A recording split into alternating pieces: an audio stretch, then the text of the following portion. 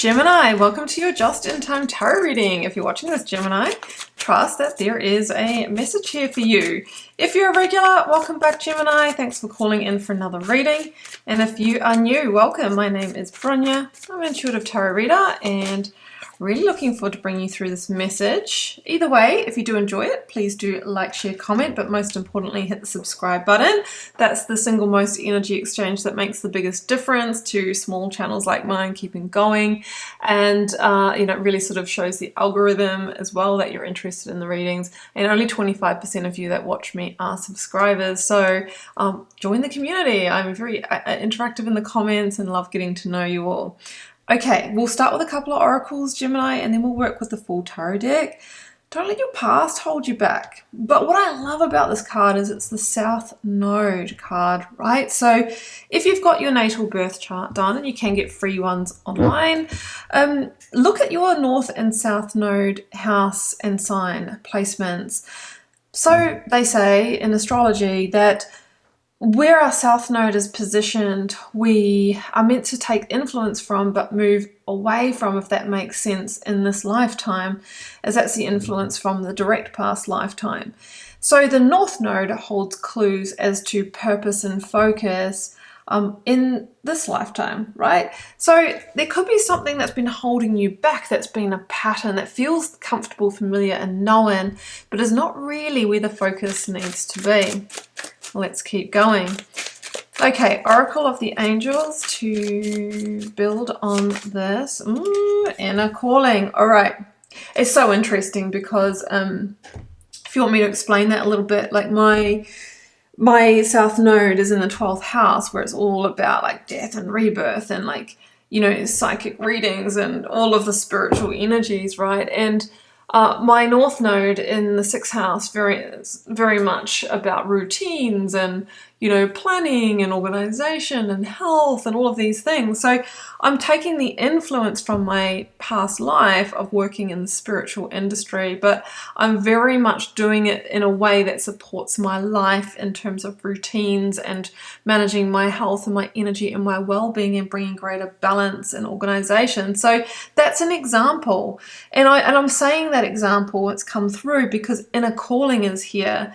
And maybe you have a new calling in a direction, okay, that that might not be fully formulated or understood yet. So definitely check out your placements.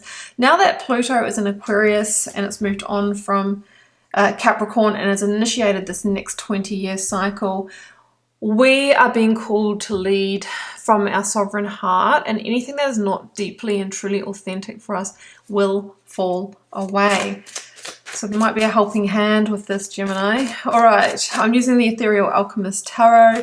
I'll link you to this stunning deck down below if you want to explore it or add it to your collection. Yeah, Seven of Swords, not surprised to see that, because that's the sabotage or the undermining of yourself and your inner calling in this lifetime, right? Sometimes we have to get out of our own way or be willing to really take a zoom out, step back and look at that bigger picture. Maybe you've been playing smaller than what you are. Maybe you haven't really put the energy into embracing that inner calling yet.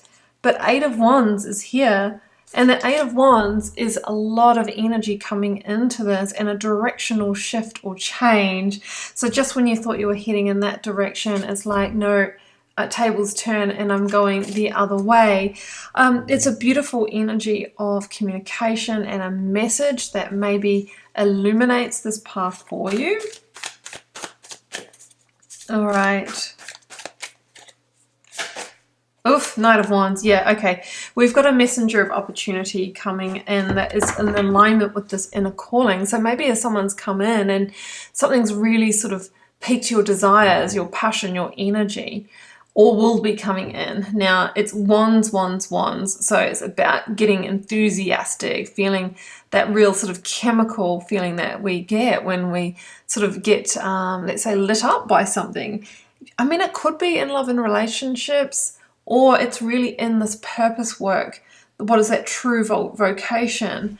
So it could be a Sagittarian energy involved, Sun, Moon, Rising, or Venus.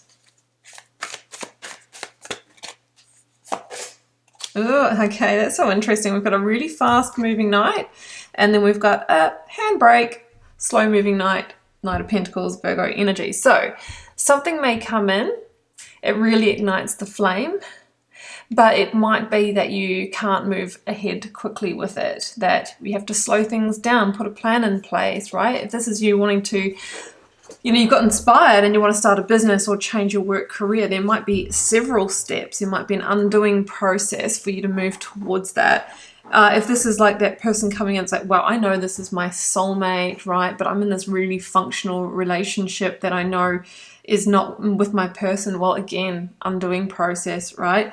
So the Knight of Pentacles asks you to slow things down, really consider the plan forward with this.